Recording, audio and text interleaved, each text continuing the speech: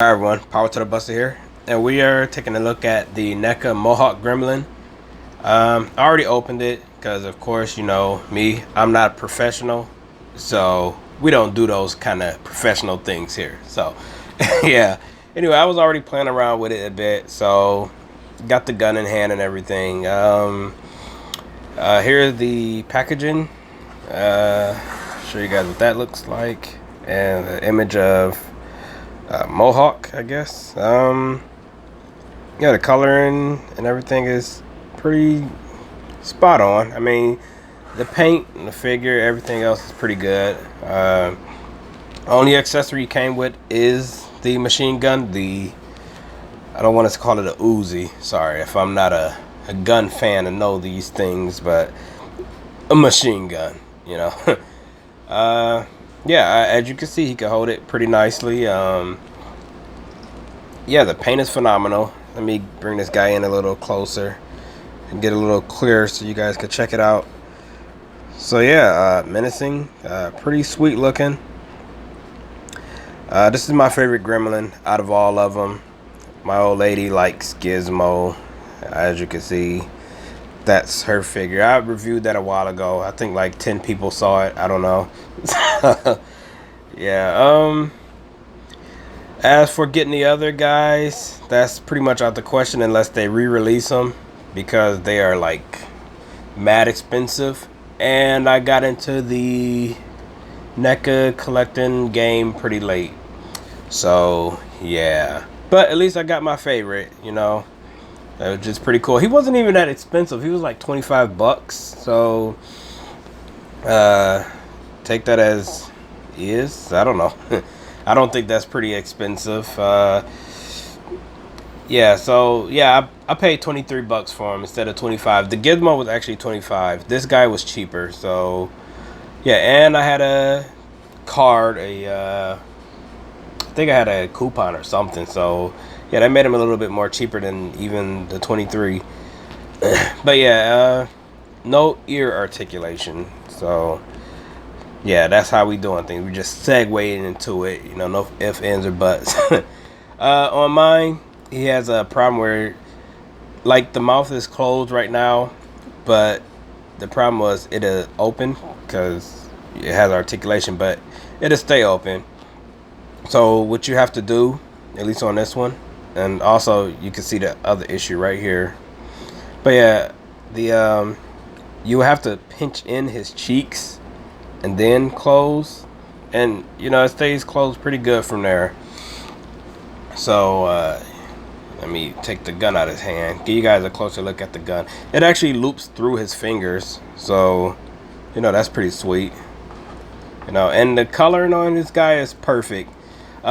He's a lot more brown on here than, you know, I'd expect. I thought he was more green. In fact, he's actually green on here. There's a lot more green here than on the actual figure. There's a lot of browns here. So I'm not really sure if that's accurate at all, but you know, it is what it is. Still looks good.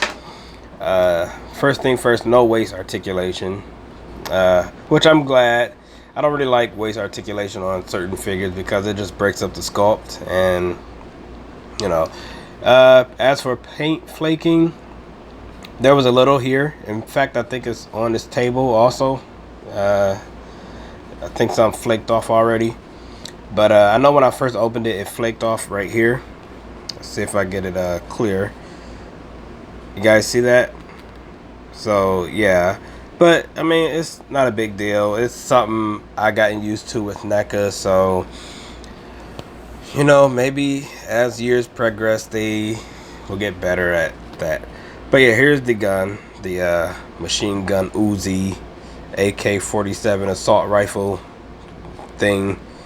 So it's just solid black, which is fine because you know it's a generic gun for the most part here.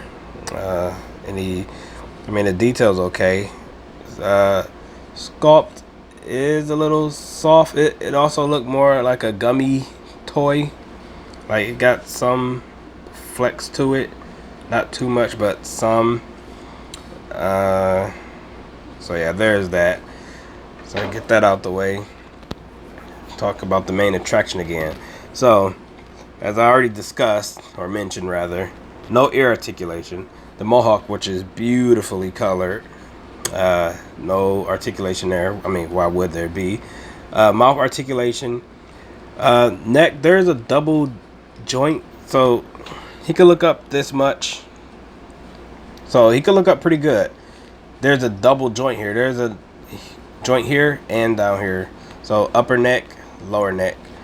Could look down about this much. I'm not really sure why he has two joints, but you know, he does.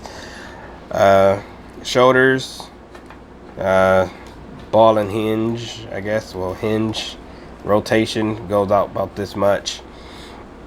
Arm, rotate, hinge. Wrist, got the hinge and rotation, so pretty good range of motion. Leg articulation is on a ball. I don't really want to move it that much because it's hard to stand this guy up, especially being so top heavy at the head, that once you actually, if you was to extend the foot out like so, which I'm going to regret this, it doesn't really stand that well, so it could only really stand one way. So technically he shouldn't have leg articulation, I don't think, but you know, there's this ball here, this ball joint, and this is the problem. He fell over a couple times because of this. See, I'll give you guys a little hint. Whoops. See how once I let go, he just, you know, so he tends to want to fall over all the time. But also, if you guys hear any sounds in the back, that's the furnace giving me heat because I don't want to be freezing and dead. So so yeah, that's that. But yeah, guys, this is a beautiful looking figure. Let's see, I pretty much covered everything. I feel like he should have a tail because this kind of reminds me of the spider abdomen. But I don't know, I feel like he should have a tail that points outward, you know. I don't know if the other gremlins have it. Again, I don't have those guys to compare him with. But, you know, I mean, again, hopefully they re-release those guys because I really want those figures. I'm a fan of Gremlins 2 more than Part 1. I know a lot of people like the first one, but this is more my speed right here. This is what I grew up with. So yeah, again, the paint is beautiful. The sculpt is beautiful. Nice amount of wetness to him. Yeah, guys, this is a pretty sweet figure. Here is the gizmo, which belongs to the old lady, and they show him on the back of the box art as if you're supposed to pair him with the gizmo, but I believe he should have came with a gizmo about this small. You know, the scale would be, or about like right here, the scale would be more accurate. Pairing him with this guy, he's a little too big. Well, the gizmo's too big to be paired with him, I think. So yeah, these two are not in scale with each other.